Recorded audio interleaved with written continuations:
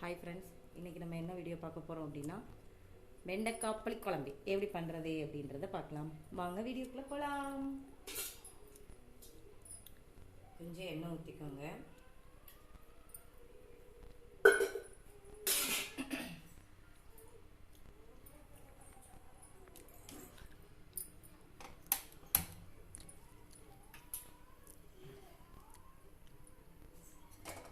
அதுக்கு முன்னாடி ஃபஸ்ட்டு இந்த சட்டியில் நான் எண்ணெய் ஊற்றி பாருங்கள் வதக்கி வச்சுருப்பேன். இந்த மாதிரி நீங்கள் வெண்டைக்காய் வந்து ஃபஸ்ட்டு நல்லா வதக்கி எடுத்துட்டிங்க அப்படின்னா குழம்பு நல்லா டேஸ்ட்டாக இருக்கும். நெக்ஸ்ட்டு சின்ன வெங்காயம் எங்கள் வீட்டில் இல்லாத காரணத்தினால் பெரிய வெங்காயம் ஒன்று எடுத்திருக்கேன், பல்லாரி ஒன்று எடுத்திருக்கேன், 2 பச்சை மிளகா 2 கீறி வச்சுருக்கேன். அதுக்கப்புறம் 3 தக்காளி, மீடியம் சைஸ் தக்காளி 3. நாங்கள் வந்து புளி சேர்க்க போகிறது இல்லை, நாங்கள் புளி வந்து எப்போவுமே சேர்க்க மாட்டோம். மேக்ஸிமம் வெண்டைக்காய் குழம்புக்கு வந்து நீங்கள் புளி சேர்க்காமல் வச்சிங்கன்னா தான் நல்லது, உடம்புக்கும் நல்லது, டேஸ்ட்டாகவும் இருக்கும். தக்காளி 3 மீடியம் சைஸு, அது போக தேங்காய் அரைச்சி வச்சுருக்கேன். நாங்கள் எப்படி பண்ணலாம் அப்படின்றத பார்க்கலாம். எண்ணெய் காஞ்சதும் வெந்தயம் கொஞ்சம் போட்டுக்கோங்க.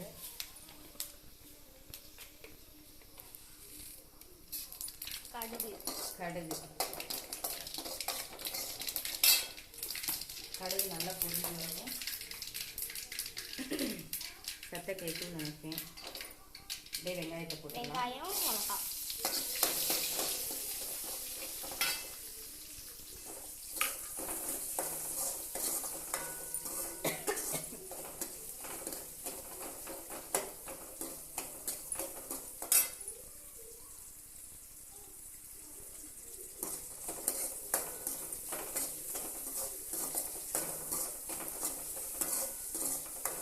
வெங்காயம் நல்ல பொன்னிறமாக வதக்கணும்.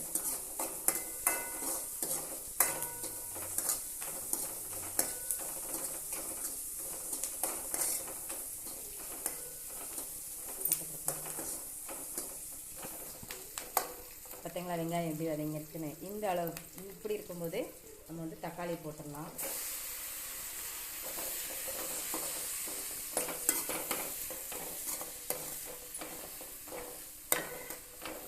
இந்த மெத்தட் வந்து எங்கள் வீட்டில் எங்கள் பாட்டி எங்கள் அம்மாலாம் இந்த மாதிரி தான் வைப்பாங்க.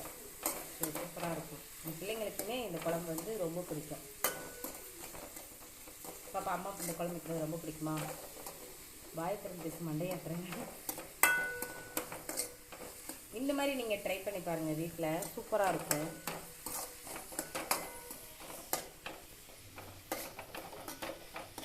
நல்லா வந்து தக்காளி வெங்காயமும் வதக்கணும். இது டக்குன்னு வதக்கிறதுக்கு லைட்டாக உப்பு போடுவோம். சால்ட் உப்பு போட்டுக்கோங்க. இங்கே வரைக்கும் வரக்கூடாது. பாருங்க, லைட்டாக தான் போடுறேன். மலைச்சாரல் போல போயிடும்.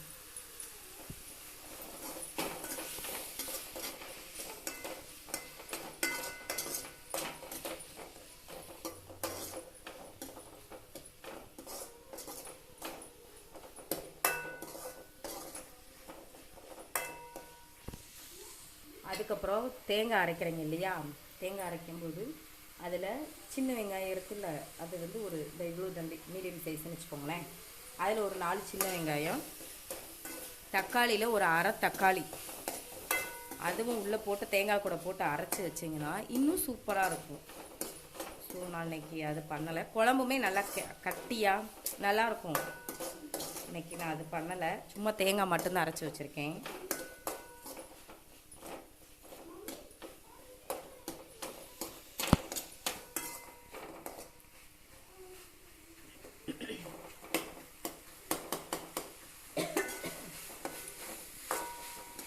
பார்த்தீங்களா, ஃபஸ்ட்டு தக்காளி இருந்ததுக்கும் இப்போ இருந்ததுக்கு தெரியுதா?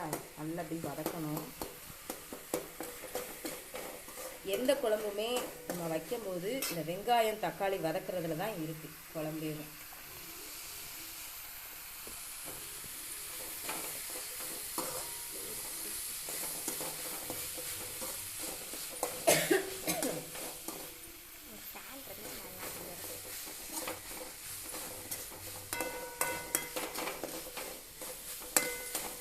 பார்த்தீங்களா இப்போ எப்படி வதங்கியிருக்கு? ஓகேவா? இந்த டயத்தில் அடுப்பை நம்ம 2 மிளகா போட்டிருக்கோம் இல்லையா, ஸோ இது வந்து லைட்டாக ஒரு 1/4 ஸ்பூன் வச்சுக்கோங்களேன். ஏன்னா எங்கள் வீட்டில் வந்து நாங்கள் வரப்பு ரொம்ப சேர்க்க மாட்டோம், ஸோ அதனால் ஒரு 1/4 ஸ்பூன் மட்டும் போட்டுக்கோங்க. நெக்ஸ்ட்டு வந்து குழம்பு பொடி வந்து நாங்கள் வந்து வீட்டில் அரைச்சதில்ல, பொடி தான். பொடி வந்து ஒரு 4 ஸ்பூன் கிட்ட போட்டுக்கோங்க. நான் வந்து ஸ்பூனில் போட மாட்டேன், எனக்கு போட்டு பழக்கம் இருக்கிறதுனால நான் நார்மலாக தான் தட்டுவேன். So 4 spoon.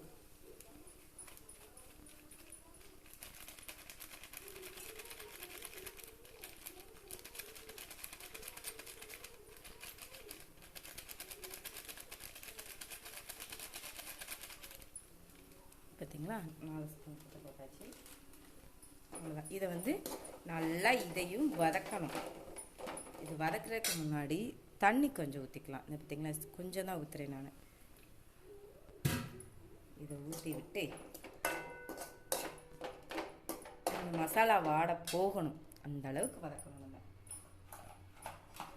இன்னும் டேஸ்ட்டாக இருக்கும்.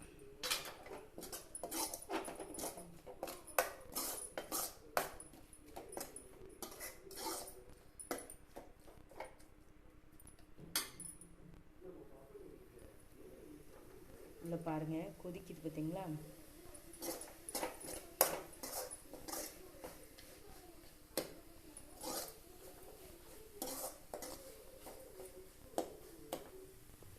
தெரியும்னு நினைக்கிறேன் உங்களுக்கு உள்ள கொதிக்கிறது. தெரியுதா பாப்பா? ஆட்டாம அதை பார்த்தீங்கன்னா இங்கெல்லாம் கொதிச்சிட்டு இருக்கு. தண்ணி ரொம்ப ஊற்றிடக்கூடாது நீங்கள்.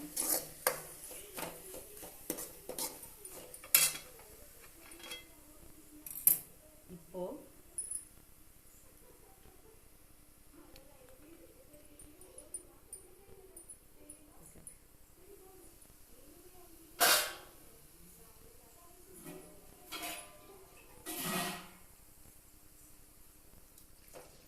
கொஞ்சம்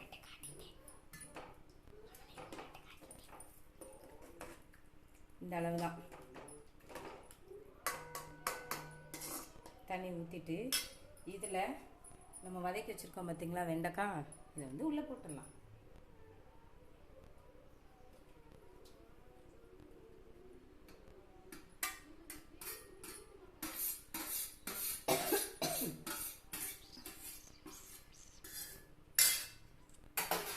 அவ்வளோதான்.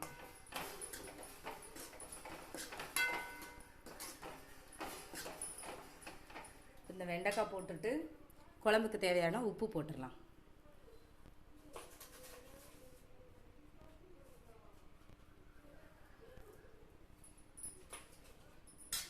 உப்பு வந்து பார்த்தே போடுங்க, ஏன்னா ஃபஸ்ட்டே வெங்காயம் தக்காளி வதக்குறதுக்கு வந்து போட்டோம் இல்லையா, ஸோ அதனால் உப்பு வந்து பார்த்தே போடுங்க.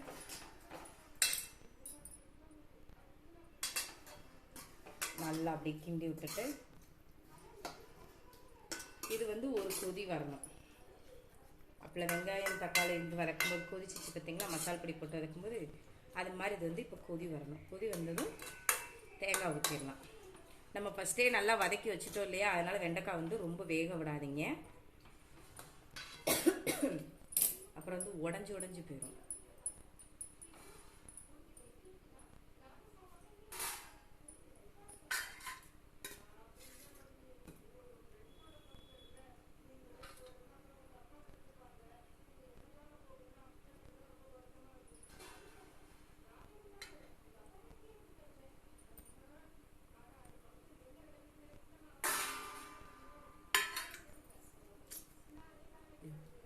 பிடிக்குதுப்பா.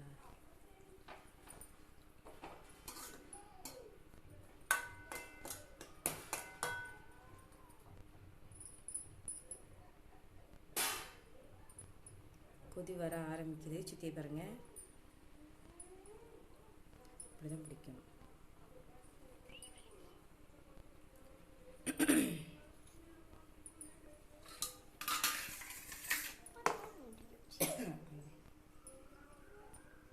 இப்போ பாருங்கள் நல்லா கொதி வந்துருச்சா, தெரியும்னு நினைக்கிறேன் உங்களுக்கு. சுற்றி எல்லா இடமும் நல்லா கொதி வந்துருச்சு பார்த்தீங்களா. இந்த டைம் வந்து தேங்காய் ஊற்றிடலாம். தேங்காய் அரைச்சி வச்சுருக்கேன் இல்லையா,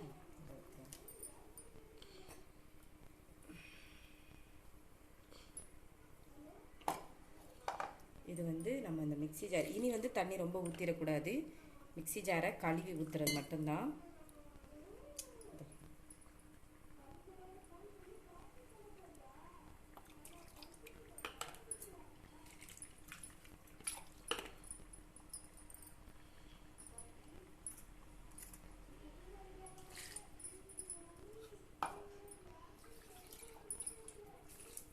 அவ்வளோ தண்ணி.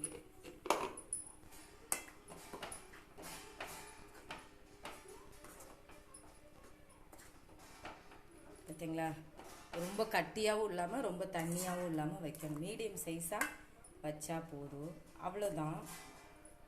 இது நல்லா கொதி வந்து தேங்காய் வாடை வந்து போகணும், அந்த மசாலா வாடையும் போகணும். அவ்வளோதான் ஃப்ரெண்ட்ஸ், வெண்டைக்காய் குழம்பு. நீங்கள் வீட்டில் வச்சு பார்த்துட்டு டேஸ்ட் எப்படி இருந்துச்சு அப்படின்றத ஷேர் பண்ணுங்கள், கமெண்ட் பண்ணுங்கள், மறக்காமல் சப்ஸ்கிரைப் பண்ணுங்கள். உங்களுக்கு அடுத்தடுத்த வீடியோ வரணும்னா நம்ம சேனலை சப்ஸ்கிரைப் பண்ணிக்கோங்க. ஓகே, பாய்.